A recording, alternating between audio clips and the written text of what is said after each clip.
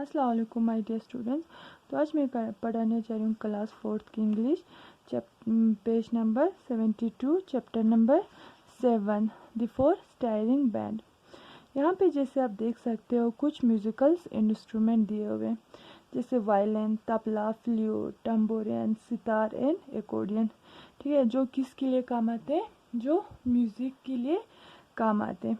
तो फिर हम देखते हैं कि ये स्टोरी किसके बारे में है। ठीक है, grandmother is unwell and all the money that Ria and her mother had saved up in a box had already been spent on medicines। जो इस रिया थी, रिया की ग्रैंडमदर बहुत बीमार थी और जो रिया और उसकी माँ ने जो पैसे बचाए हुए थे वो सारे क्या हो गया? खर्च हो गए। क्यों? क्योंकि उन लोगों ने मेडिसिन पे वो सारे पैसे खर्च कर दिए थे। Let us read about how Ria find a way to help the family। तो फिर हम देखते हैं स्टोरी में कि रिया कैसे अपनी फैमिली की मदद कर पाती है। ठीक है, Grandmother liked it when my friend Saira, अर्श and Harsh came home with me. जो मेरी ग्रैंड मदर थी वो बहुत खुश होती थी। क्यों? जब मेरे फ्रेंड्स सारा, हर्ष एंड अर्शी मेरे साथ मेरे घर पे आते थे, तब मेरी ग्रैंड मदर जो थी वो उनको देखकर खुश हो जाती थी। क्यों? क्योंकि हम उनके लिए म्यूज़िक बजाया करते थे। ठीक है, सायरा प्लेड दी बोंगो ड्रम्स। और जो सारा थी वो क्या बजाती थी? वो बोंगो ड्रम्स को प्ले करती थी। हर्ष प्लेड दी फ्लूट। और जो हर्ष था वो क्या बजाता था? वो फ्लूट को बजाता था। ठीक है, अर्शी प्लेड दी गिटार। और जो अर्शी थी वो गिटार को बजाती थी। And I played my violin. और जो मैं थी वो मैं क्या बजाती थी? वायलिन। ठीक है, यहाँ पे आई का मतलब है रिया।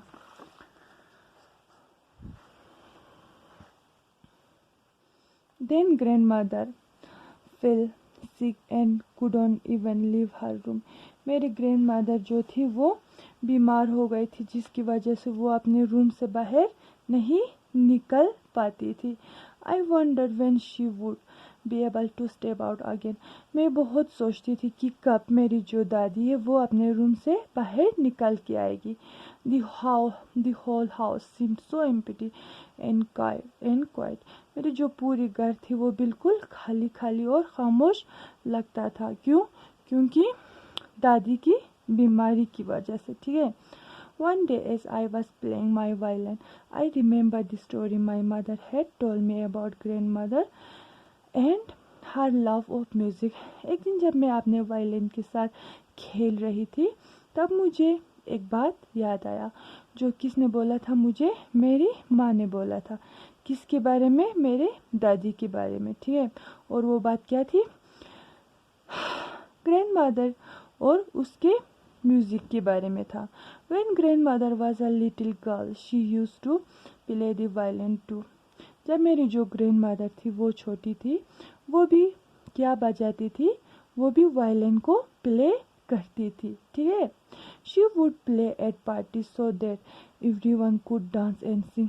जो मेरी दादी थी वो वायलिन को तभी बजाती थी जब कोई पार्टीज या फिर कोई फंक्शन होता था, ताकि जो भी लोग आए हुए वो लोग उसकी वायलिन की ट्यून पे डांस कर सके और गाना गा सके। ठीक है, she was so good at it that when people went home they would leave money on the table for her. मेरी जो दादी थी वो इतनी अच्छी वायलिन बजाती थी कि जो लोग यानी कि जो ऑडियंस आए हुए होते थे वो पैसे छोड़ जाते थे। ठीक है, That's when I had an idea I could help up the money box again।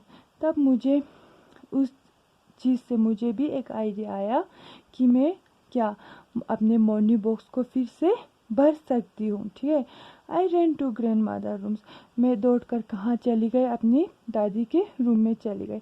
Grand माँ, आई विस्पर्ड। और मैंने धीरे से बोला, दादी। Is that you Riya? She answer. फिर दादी ने बोला, रिया क्या ये तुम हो? In a sleepy voice. कैसे आवाज़ में? नींद भरी आवाज़ में। I just having such a nice dreams about you, come and sit with me. तो फिर उसकी दादी ने बोला कि मैं एक खूबसूरत सी सपना देख रहा था। किसके बारे में? तुम्हारे बारे में, आओ मेरे साथ बैठो। ठीक है, उसकी दादी ने बोला। Let me brush your hair grandma. तो फिर रिया ने बोला, दादी क्या मैं आपके हेयर को ब्रश कर सकती हूँ? I brush grandma's hair and told her my idea. मैंने फिर क्या किया, दादी के बालों को कॉम्ब किया और मैंने दादी को अपना आइडिया बोला। She thought it was a great idea. और मेरी दादी ने भी बोला कि ये बहुत अच्छा आइडिया है। But tell me the truth grandma, I ask her, do you think we can really do that? तो फिर मैंने अपने ग्रैंडमा से पूछा, दादी सच बोलना, क्या हम ये कर सकते हैं? ठीक है, क्या आपको लगता है कि हम ये कर पाएंगे? ठीक है, of course you can, no question at all. तो फिर दादी ने बोला, हाँ बेशक, कोई शक नहीं है, तुम लोग कर सकते हो। She answered and smiling. उसने जवाब दिया और एक स्माइल किया। Go ahead and ask your friend right away. तो फिर मेरी दादी ने बोला, जाओ जाके अपने दोस्तों से पूछ के आओ। And that was how the first airing band was from. तभी से जो ये हमारा बैंड था 4 लोगों का, वो बन गया। ठीक है, our music teacher help us choose music that we could all play together. और जो हमारे म्यूजिक टीचर थे उसने हमारा मदद किया ताकि हम एक अच्छा सा गाना चूज कर सके। ठीक है, जो हम चारों मिल के साथ में बजा सके। My aunt who play the guitar have us practice.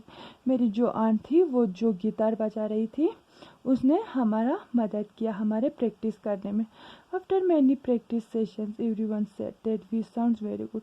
बहुत प्रैक्टिस करने के बाद सारे लोग बोलने लगे कि हम अब क्या अच्छा बजाने लगे हैं। ठीक है, my grandma said that anyone would be glad to have us play for them. तो फिर जो मेरे माँ और जो मेरी दादी थी उसने बोला कि किसी को भी क्या खुशी होगा कि तुम लोग उनके लिए अगर बजाओगे तो। It was Sarah mother who gave us our first job. तो फिर हमें सबसे पहला जॉब किसने ऑफर किया?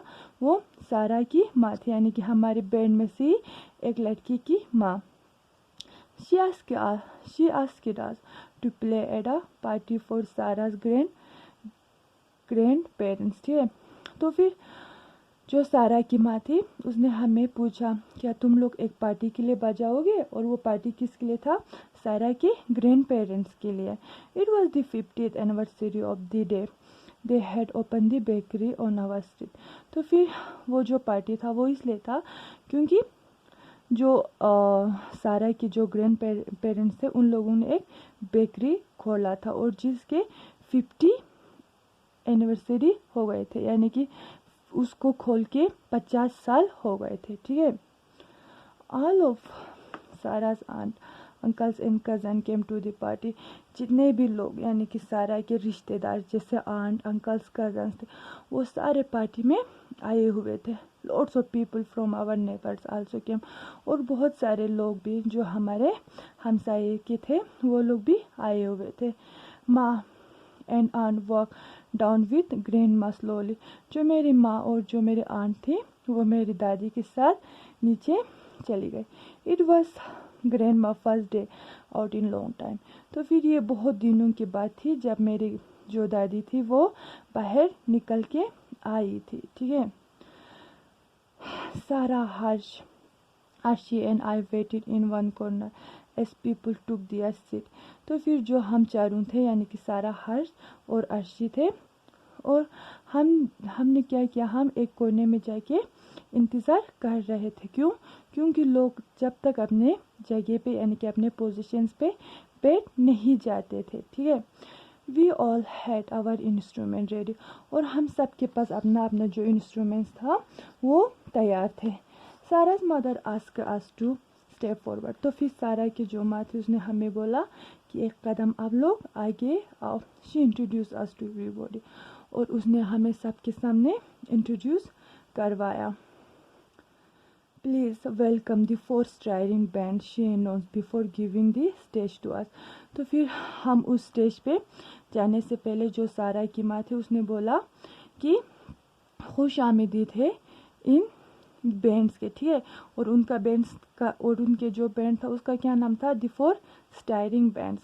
ऐसे करके सारा की माँ ने उन्हें स्टेज पे इंट्रोड्यूस किया, यानी कि इनवाइट किया और उनको उनको सबके सामने इंट्रोड्यूस करवाया, ठीक है। तो फिर इसकी जो आगे वाली स्टोरी है वो हम कल पढ़ेंगे।